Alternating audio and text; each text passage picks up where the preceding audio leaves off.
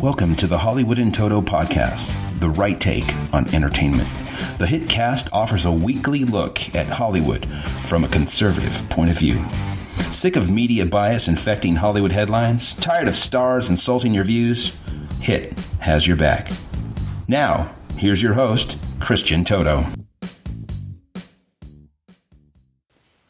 Welcome to episode 64 of the Hollywood in Toto podcast, the right take on entertainment. This week we're speaking with Candace Owens, a funny-spirited new voice on the conservative scene. Man, if you haven't seen her killer PragerU video taking down Hollywood for all its activism, hit pause on this podcast right now. We'll wait. This week's show is sponsored by No Mas, the new nonprofit dedicated to denying those darn straight white males from future Hollywood employment. Before my interview with Candace, I want to talk about a new HBO movie. It's called Fahrenheit 451, and of course that sounds familiar because it's the same name as the classic Ray Bradbury book that talks about book burning, censorship, and all sorts of dystopian themes, which are, certainly echoing right now in the culture in certain ways. At least that's the media narrative that's already taking hold across different media outlets. What are they saying? We need this story now more than ever in Trump's America. It's the same narrative we've been hearing quite some time about The Handmaid's Tale, about The Post, and other projects that speak truth to power. Well, guess what? They got it wrong again. You wanted to speak truth to power? Let's talk about Chelsea Handler saying that people who tell racially sensitive jokes, maybe they should be thrown in jail. Or Julianne Moore, who wants to strip statues away and change the names of politically incorrect schools. Or people like Lena Dunham who say, hey, wait a minute, you can't say certain words when you're covering Hillary Clinton. That's just darn sexist. Or, much more importantly, all the leftists who don't want any conservatives to even speak on college campuses nationwide. Or they might riot, they might break some windows, they might even do some things worse. The list of hard left types who are denying free speech in America in 2018 is endless. It's shocking. It's unbelievable. More recently, two of the writers from Rogue One, a Star Wars story, said that the new film The Death Wish, the remake of the classic 1974 Charles Bronson film, shouldn't be made. It should be pulled.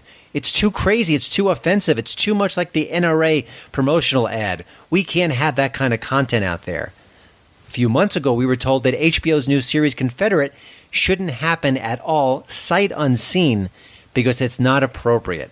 This is what's going on in the culture right now, and this is why something like Fahrenheit 451 really matters today. There's lots of bad things happening in the culture, and much of it is coming from the left. Just think about all the Hollywood conservatives who they're deathly afraid to raise their hand and say, hey, I voted for Trump, I support the GOP, that tax reform plan, not so bad. You do that, well, that next gig you were looking for may not happen.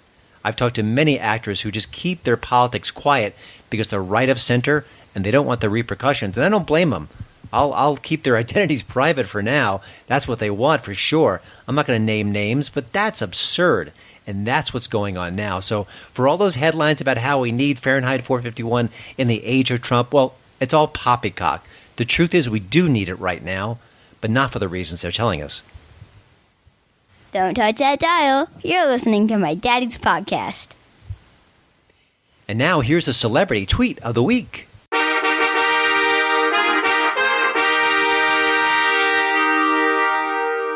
This week's winner is Fisher Stevens. Who? The guy from Short Circuit back in the 80s. He hasn't been as famous since then. He works from time to time for sure, but I think he's trying to make up for it by being a little bit crazy on Twitter these days. His latest tweet was aimed at Dana Lash from the NRA. And I used to work with Dana at Breitbart News. She is one tough person, man. She takes all the slings and arrows on Twitter, nasty comments about her family, her kids, just the most horrible things you could possibly imagine. And she often retweets them and or replies with a God bless. Good for Dana Lash. Now the left, which cheers rhetoric like kill the NRA, is losing its mind because the NRA and Dana put out a new ad saying that time's up for a biased press coverage. Well, that's beyond the pale. And here's Mr. Stevens' response to the campaign. The NRA's time is running out. Dana Lash should be locked up. Shame. Oh, okay. Well, good luck on that Short Circuit reboot, Fisher. You're listening to the Hollywood in Toto podcast, the right take on entertainment. My hit tip of the week is a double feature. Both The Descent and The Descent 2 are now streaming on Netflix. The original Descent is maybe my favorite horror movie of the last 20 years. I adore this movie. 6 strong, independent women go spelunking, and boy, what they discover is enough to keep you up at night for, well, a week or two, maybe more. The atmosphere is chilling, the use of blacks and darks and whites and shadows and lights, spectacular. The creatures in the caverns, they're mesmerizing too. I just can't stop watching this film. Just talking about it makes me want to watch it again. Now, the sequel didn't get nearly the attention that the first film did, and that's understandable. It's not nearly as good. But you know what? As horror movie sequels go, it's not bad. It's certainly worthwhile. It extends the story. You get to see those creepy creatures again. Some of the remaining stars from the first film are back. And I have to say, this was a thoroughly entertaining sequel. Again, lower your expectations and you'll be pleasantly surprised by The Descent 2. Both these films are streaming now on Netflix. If you're a horror fan, you simply can't miss them.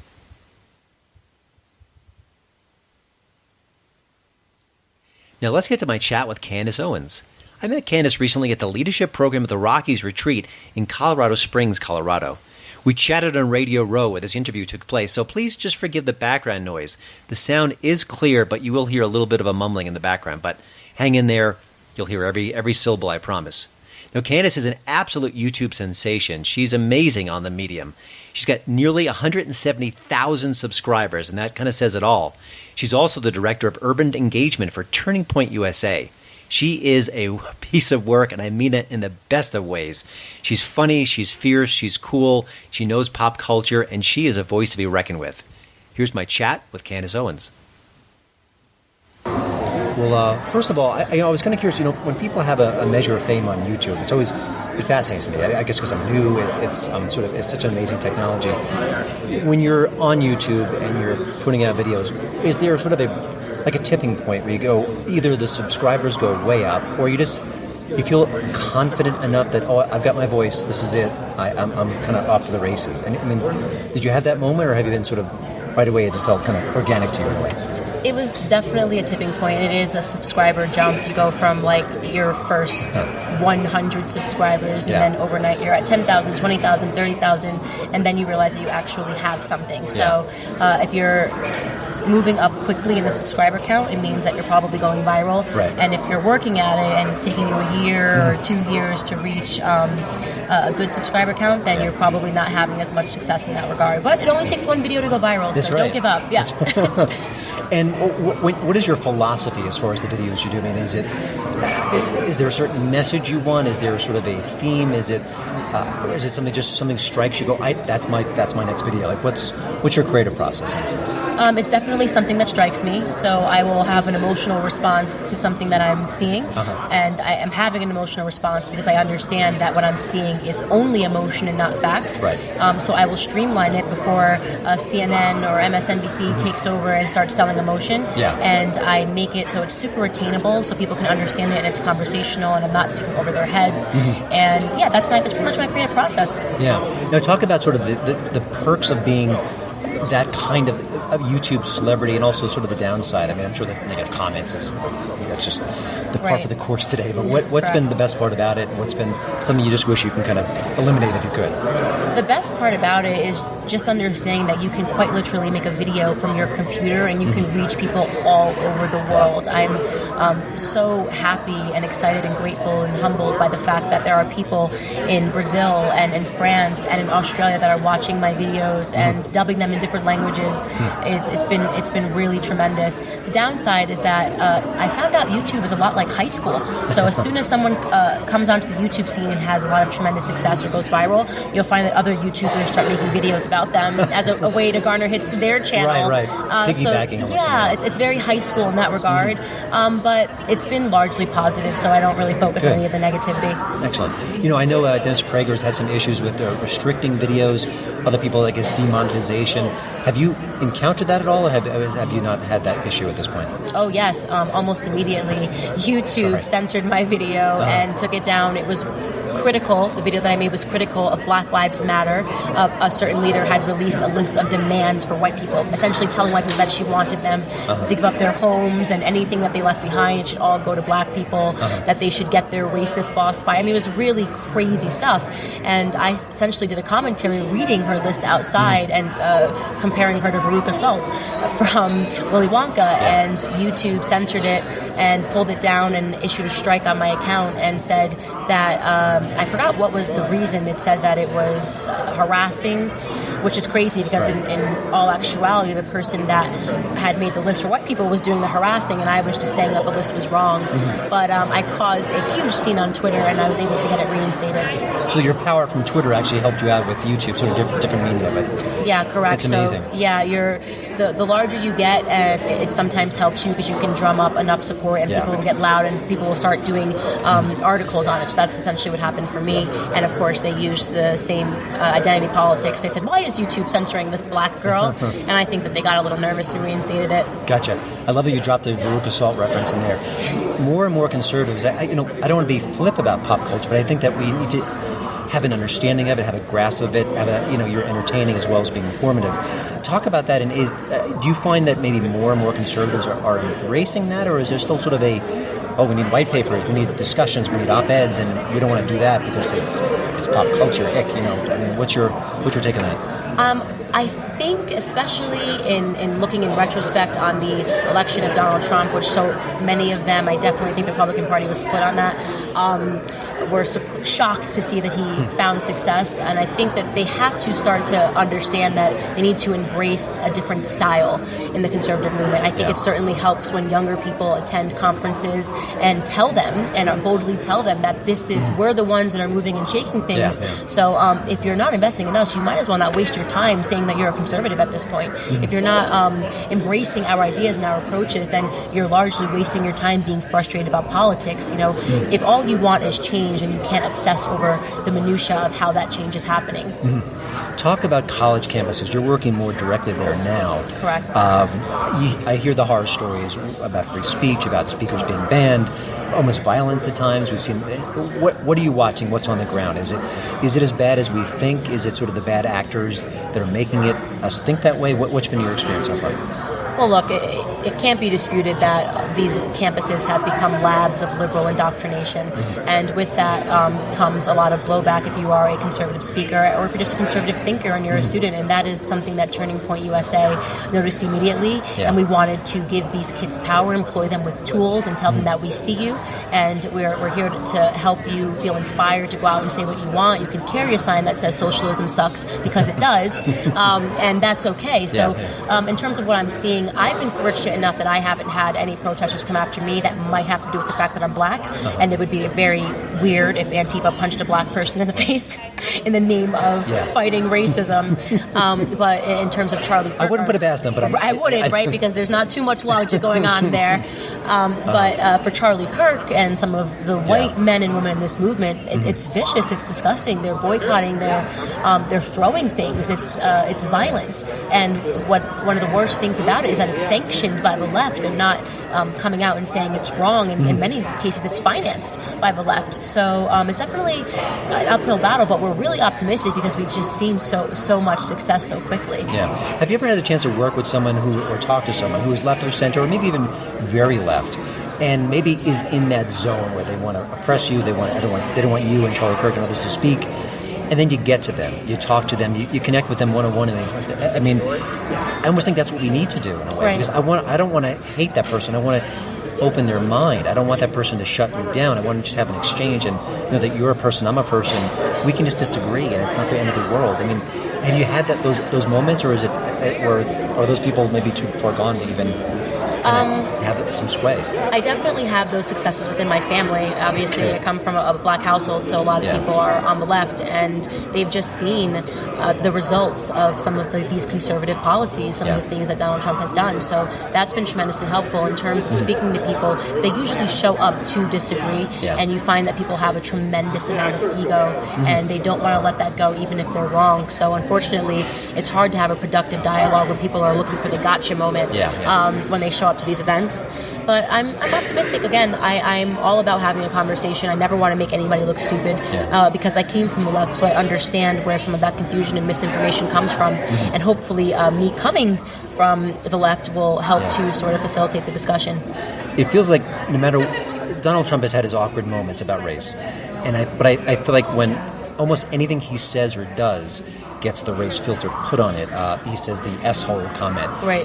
I think that was just him being rude. I don't think that's a race, but it was turned into that's another racial.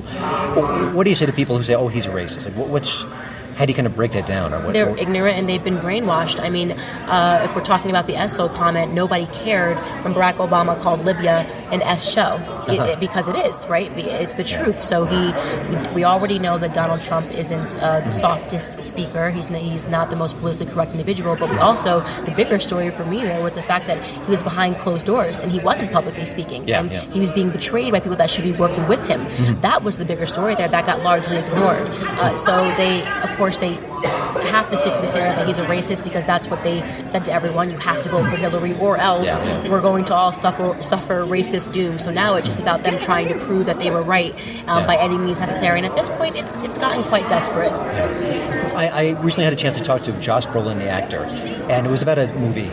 But I said, I wanted to talk to a celebrity about free speech on campus and how concerned I am, and I wonder what they think because they were in the free speech business. And he was very nice, he was very funny, he was very cordial. He had no idea what he was talking about. Do you think that Hollywood, as political as they are as a group, can they be kind of a game changer if they embrace the free speech movement like you do, like I do? I mean, I would think that'd be a natural for them and actually would unite people on the left and right and say, I don't agree with Ben Affleck, but he's coming out in favor of free speech on campus and that's A-okay with me. Right. I mean, is it possible I think what we're going to see and what we are seeing already is sort of a death to Hollywood. People are starting to see through it, understand that these people don't just play characters on screen, they play characters in real life. Like you said, he didn't even understand what you were talking about because half of these Hollywood actors and actresses have no substance and they're more interested in their image. So when they see something like Me Too pop up, a campaign, they jump on board because they want to seem like they are a person that cares about human rights. They have no substance, they have no logic, they have no original ideas. And it's why when they are challenged to a debate to speak with someone that they are so willing to call a racist or a sexist, they never show up because there is no substance there. So I hope and what I think we're starting to see is the death of Hollywood as the ultimate elite and as the idols for children, and a new sort of political punk rock movement is emerging, and it's all about you're the individual, you have the power, don't idolize us, what are your own ideas? Building on that, do you think that the clout that a star has is waning as far as if a Lena Dunham is out speaking out on an issue? You know, if you're left of center, if you love her, if you love Democrats, you'll be on board with it. But do you think that their impact is fading in a sense? It's sort of in the post-Trump world?